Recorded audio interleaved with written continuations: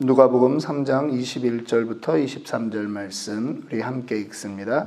백성이 다 세리를 받을새 예수도 침례를 받으시고 기도하실 때에 하늘이 열리며 성령이 비둘기 같은 형체로 그의 위에 강림하시더니 하늘로부터 소리가 나기를 너는 내 사랑하는 아들이라 내가 너를 기뻐하노라 하시니라. 예수께서 가르치심을 시작하실 때에 30세쯤 되시니라. 사람들이 아는 대로 요셉의 아들이니 요셉의 위는 헬리오. 오늘 누가복음 강의 8번째 시간, 왜 예수님도 침례를 이라고 하는 제목으로 말씀 나눕니다. 오늘 본문 21절 이후에는 예수님의 침례 사건과 또 약 76명의 이름이 나오는 예수님의 족보가 등장합니다. 오늘 본문에서 먼저 예수님의 그 침례식에 대한 부분들을 좀 나누려고 합니다. 마치 이것은 대통령 취임식하고 공식 직무가 시작되는 것처럼 예수님의 그 침례식 사건은 예수님의 공생애가 시작되는 것을 보여주는 그러한 역할을 하고 있습니다. 대단히 중요한 그런 의미가 있다, 이렇게 볼 수 있는 거죠. 특별히 이 예수님의 침례 사건은 성경에 다른 복음서에서도 물론 기록이 되어 있는데요. 특별히 누가복음에서 기록하는 그 누가의 태도는 바로 이 앞전에서 침례 요한이 이미 그 헤롯 왕에 의해서 옥에 갇혔다라고 하는 것으로 침례 요한의 이야기를 끝내고, 마치 이 침례 사건이 예수님의 단독적인 그러한 행위와 같이 그렇게 구성을 하고 있는 것입니다. 그것은 어떤 의미냐? 예수님만을 강조하기 위한 그러한 거죠. 분명히 침례 요한에게 침례를 받으셨습니다. 그런데 누가복음 기자는 누가는 그거를 배제하는 거죠. 그냥 예수님이 침례 받았다 이것만 기록하는 거지, 침례 요한에게 받았다 이렇게 이 부분은 다른 성경에는 있으니까 누가는 지금 그거를 기록하지 않는 거예요. 모든 관심을 누구에게만 집중시키느냐? 예수님에게만 지금 포커싱하고 있는 겁니다. 마치 미국의 이 대통령 취임식 할 때 뭐 선서하고 그러지 않습니까? 그런데 옆에서 그거를 이렇게 읽어주는 분이 있잖아요. 그런데 그분의 존재를 얘기하지 않고 그냥 대통령이 취임 선서했다 이렇게 기록하듯이 누가는 완전히 침례 요한을 배제하고 있는 것입니다. 그런데 우리는 예수님의 이 침례 장면을 보면서 이러한 질문을 할 수 있습니다. 침례라고 하는 의미가 무엇이냐? 우리가 세례다, 침례다 그러는데 사실은 침례가 맞죠. 물에 완전히 들어갔다 나오는 거니까. 이게 다른 나라에서는 이 성경 번역에 전혀 문제가 없는데 우리 대한민국 성경에만 침례다, 세례다 이렇게 지금 나뉘어 있어서 좀 그렇긴 합니다만, 그냥 본질적인 의미는 그냥 이렇게 완전히 물에 들어간 그 침례를 말하는 것입니다. 침수 침례입니다. 근데 이 침례라고 하는 의미는 뭐죠? 죄인이 죄를 씻는 의식이라고 하는 것입니다. 우리가 침례를 받습니다. 우리가 구원의 확신을 갖고 교인으로 살아갈 때는 우리가 그 교회의 방침에 따라서 어떤 장로교에서는 그냥 세례를 이렇게 하기도 하고, 어떤 교회에서는 우리 같은 이제 침례교 혹은 순복음, 요즘은 뭐 장로교에서도 많이 그렇게 합니다만 침수, 침례를 하는 거죠. 그게 다 무슨 의식이냐? 예수와 함께 이미 나는 죽었습니다. 나는 이제 예수와 함께 삽니다. 라고 하는 뜻이에요. 침례는 결코 그 침례를 받았기 때문에 우리의 구원이 확실해졌다. 그런 것은 아닙니다. 구원의 확신이 있기 때문에 그것을 증인들 앞에서 침례를 받는 거죠. 침례라고 하는 것은 구원의 조건이 아니에요. 간혹 그거를 구원의 조건인 것처럼 그렇게 말씀하시는 분들이 있는데 침례는 구원의 조건이 아니에요. 이미 우리 마음 안에 이루어진 그 구원을 내가 공동체 증인들 앞에서 내가 하는 겁니다. 그래서 침례는 또 한 가지 조건이 있어요. 침례는 물론 공산주의 사회라든가 이런 데서는 드러내놓고 할 수 없기 때문에 침례자와 단 둘이도 그렇게 할 수 있습니다만 항상 이 침례는 증인이 필요한 것입니다. 그래서 회중들 앞에서 하는 것을 원칙으로 합니다. 그래서 미국에 와 보니까 이제 침례 교회들은 전부 다 교회 그 목사님들 쓰는 그 뒤에 침례탕이 있잖아요. 그 항상 예배 가운데 침례를 진행할 수 있도록 그렇게 해서 모든 회중들이 보는 가운데서 이 사람은 우리 공동체 사람이다. 저 사람은 예수를 구주로 고백한 것이 확실하다라고 하는 것입니다. 그러한 침례탕이 없을 때는 이제 외부에 나가서도 하고 뭐 가정에서 어디죠? 그 수영장에서도 할 수 있고 그런 것인데 의미는 죄를 사했다. 구원의 확신을 갖는다라고 하는 의미입니다. 그러면 예수님은요. 죄가 없으신 하나님이십니다. 죄가 없는 하나님은 왜 침례를 받아야 되는가 하는 것이죠. 이거는 성경에 우리 예수님의 그 할례와 함께 연결시켜서 볼 수 있는 것입니다. 예수님은 하나님이십니다. 할례 역시도 율법인 거죠. 할례도 율법이고 침례도 율법입니다. 그러면 예수님은 하나님이신데 이 율법의 제재를 받을 필요가 있습니까? 없습니까? 율법을 만들어서 알려준 분이 하나님 아니십니까? 그렇기 때문에 사실 엄격하게 말하면 예수님은 할례 받을 필요가 없고 침례 받을 필요가 없는 거죠. 죄가 없으니까. 죄 씻음을 받아야 될 이유도 없다라고 하는 거죠. 그러나 예수님이 침례 받은 이유가 있고 할례 받은 이유가 있다라고 하는 것입니다. 율법을 따라서 살았던 이유가 있습니다. 갈라디아서 4장 4절 5절 말씀 봅니다. 때가 참에 하나님이 그 아들을 보내사 여자에게서 나게 하시고 율법 아래 나게 하신 것은 율법 아래 있는 자들을 속량하시고 우리로 아들의 명분을 얻게 하려 하심이라. 지금 예수님이 이 땅에 태어나신 그 상황 그리고 예수님을 율법 아래 철저히 복종시켰다라고 하는 것입니다.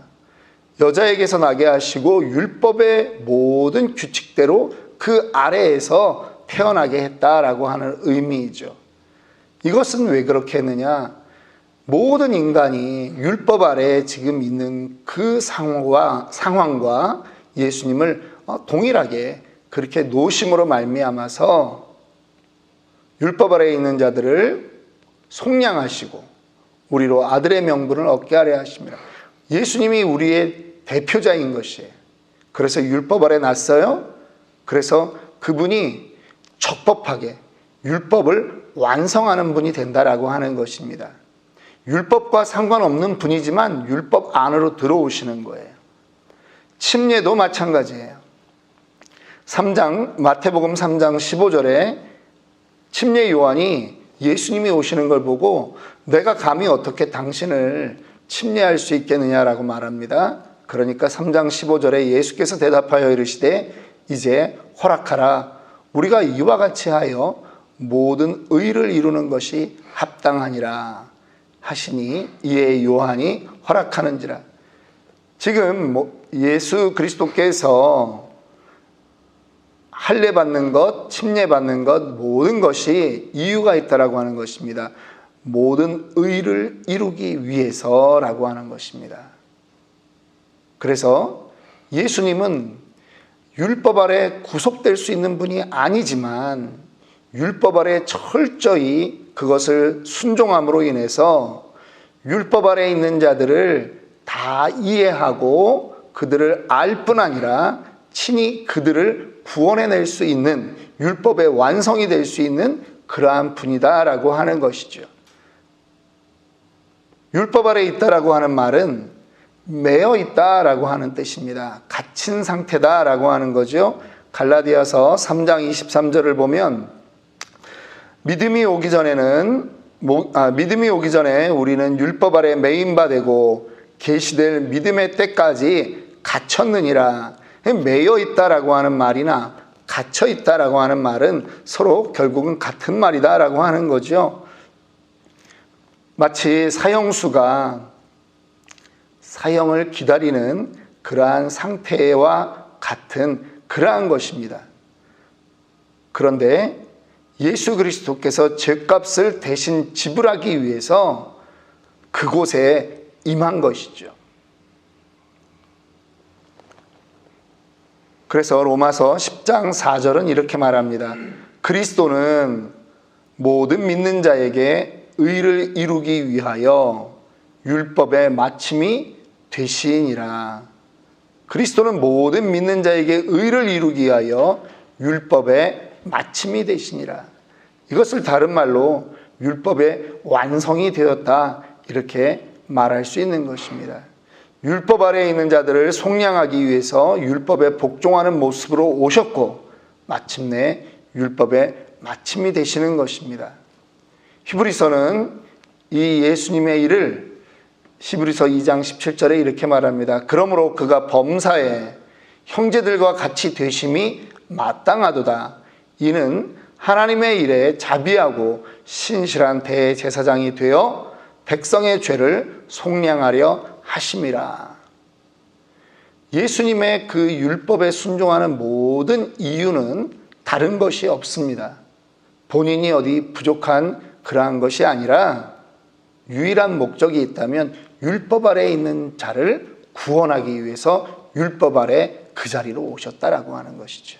믿으십니까? 우리 때문에 오신 거예요.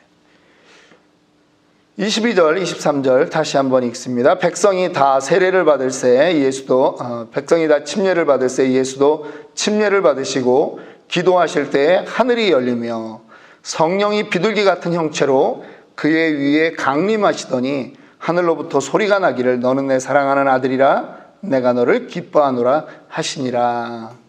여러분, 이 장면은요 대단히 중요한 그러한 장면입니다.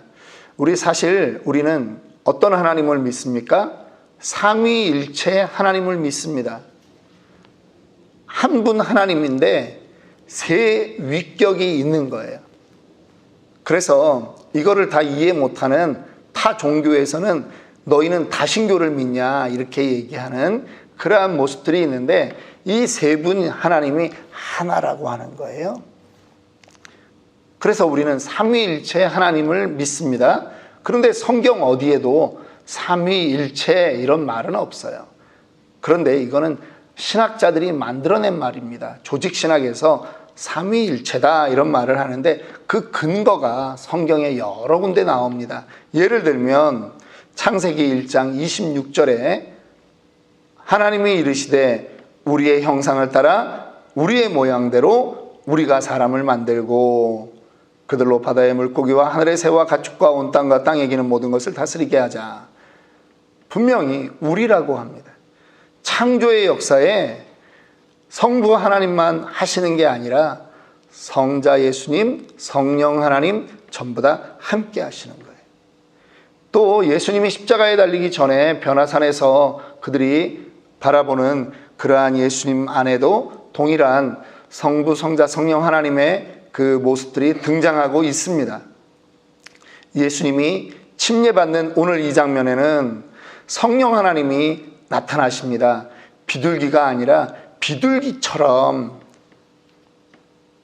그 형상으로 임하는 분이 계신 거죠. 그 다음에 하늘에서 말씀이 들리는 것입니다. 오늘 이 사건이 왜 중요하냐 하면 바로 예수 그리스도의 이 공생의 시작을 예수님만 행하는 일이 아니라고 하는 거예요. 하나님 나라의 확장, 하나님 나라의 건설, 인간의 구속 사역은 성부, 성자, 성령 하나님의 합작품이라고 하는 것입니다. 협력 사역이 시작되었다라고 하는 것입니다. 성부 하나님이 계획하십니다. 성자 예수님이 이 땅에서 구원을 이루십니다. 성령 하나님이 그거를 증거하시고 적용하시고 믿어지게 하시고 확장되게 하시는 거예요.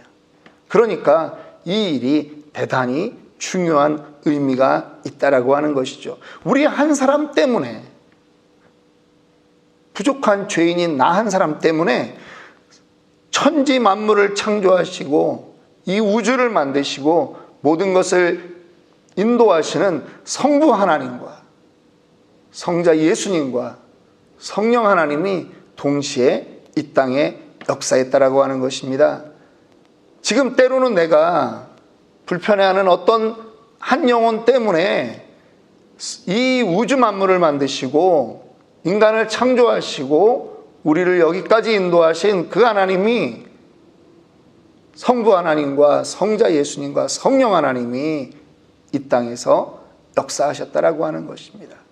나만 소중한 것이 아니라 우리 눈에 보이는 또 다른 존재들도 다 소중하지 않은 사람이 없다라고 하는 것입니다. 오늘 이 본문을 보면서 더 집중해야 할 것이 있습니다. 그것은 예수님의 이 이후의 사역에 우리가 더욱더 관심을 가져야 된다라고 하는 것이지요. 오늘 하늘문이 열렸다라고 하는 표현이 있습니다. 하나님의 일이 이들 가운데 이제 일어나는 것입니다. 놀라운 일들이 있는 것입니다. 예수님에게 힘을 줍니다. 너는 내 사랑하는 아들이라, 내가 너를 기뻐하노라. 하늘로부터 들리는 이 음성은 시편 2편과 이사야 42장에서도 그 기원을 찾아볼 수 있습니다. 동시에 이 예수님이 어떤 존재인지 우리에게 말씀해 주고 있는 것입니다. 오늘 우리는 그 거룩하신 예수님이 이 땅에 오셔서 행하신 일의 가장 큰 대상자가 바로 된 것입니다. 우리에게는 상황과 조건이 어떠하든 간에 감사할 이유가 바로 거기에 있습니다. 하늘의 하나님이 이 땅에 오셔서 율법 아래 오셨고 고통 가운데 살게 되겠지만 그 모든 것이 누구를 위해서? 저와 여러분을 위해서 이 예수님의 일이 시작되었다라고 하는 것입니다. 오늘 예수님의 침례 사건을 통해서 그리고 성부, 성자, 성령 삼위 하나님이 함께하는 그 장면을 통해서 오히려 우리가 더 하나님의 귀한 자녀로 살아가기를 결심하기를 원합니다. 우리의 존재성이 이렇게 정말 하나님의 사랑받을 만한 그러한 존재구나 하는 것으로 그렇게 이어서 생각해 볼 수 있기를 원합니다. 함께 기도하겠습니다.